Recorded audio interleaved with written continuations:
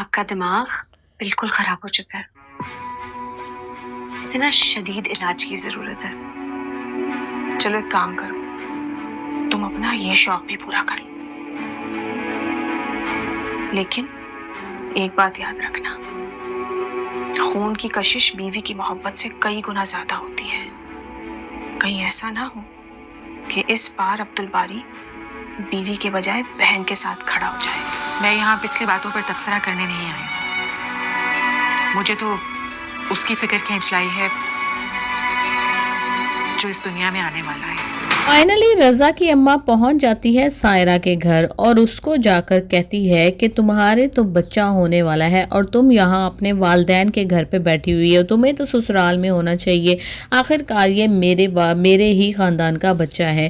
تو اس کی ماں جو ہے, ظاہر سی بات ہے وہ بھی بڑی تیز ہے, وہ جب اس کو سناتی ہے کہ آپ لوگوں نے کیا سلوک کیا تھا میری بیٹی کے ساتھ, اور تمہارا بیٹا اس نے تو دوسری شادی کر لی ہے, وہ میری بیٹی کی کیئر کہاں کرے گا. تو وہ کہتی ہے دیکھیں میں پچھلی باتیں بالکل بھی دہرانا نہیں چاہتی, مجھے صرف اس بچے کی فکر ہے, جو بچہ جو ہمارے خاندان کا وارث آپ کی بیٹی کے پیٹ میں پل رہا ہے اس کے لیے میں یہاں پر آئی ہوں. تو آپ لوگ کائنڈلی میری بہو کو میرے ساتھ بھیج دیں. بیٹے کا جہاں تک تعلق ہے تو وہ بھی آہستہ آہستہ رضا کی اماں جب اپنے شوہر کو بتاتی ہے کہ بھئی رضا کی جو پہلی بیوی ہے وہ ماں بننے والی ہے, تو وہ بہت حیران ہوتا ہے اور شرمندہ بھی ہوتا ہے کہ ہمارے بیٹے نے کس قسم کی گھٹیا چال چلی ہے. جو بیوی ریئل میں پریگننٹ ہے اس کو اس کے ماں باپ کے گھر بٹھا دیا ہے, وہ بیچاری وہاں پہ ذلیل ہو رہی ہے, اور جو پریگننٹ نہیں ہے اس کو گھر لا کے بٹھا دیا ہے اور اس کی وجہ سے خود دربدر ہو رہا ہے اور ذلیل ہو رہا ہے. آپا شمیم تو کتے کی وہ دم ہے جو 20 سال بھی مٹی کے اندر دبائی رہے تو پھر بھی ٹیڑھی کی ٹیڑھی ہی رہتی ہے. اس نے صاف صاف کشف کو بتا دیا جب اس کو یقین تھا کہ عبدالباری گھر کے اندر موجود نہیں ہے.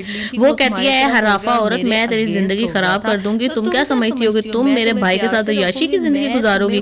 تمہاری وجہ سے میرا باپ مر گیا ہے, وہ بیچارہ تمہاری وجہ سے ٹینشن لے کر مر گیا. جب وہ مرا تو میرے سے ناراض ہو کر مرا, میں جس نے ساری زندگی اس کی خدمت کی. اب تم اپنی خیر منا لو کہ میں تمہارا وہ حال کرنے لگی ہوں کہ دنیا تمہیں عبرت کی نگاہ سے دیکھے گی. تم نے جو حرکتیں کی ہیں اس کے لیے معافیا مانگو گی میرے پیر پکڑ پکڑ کے.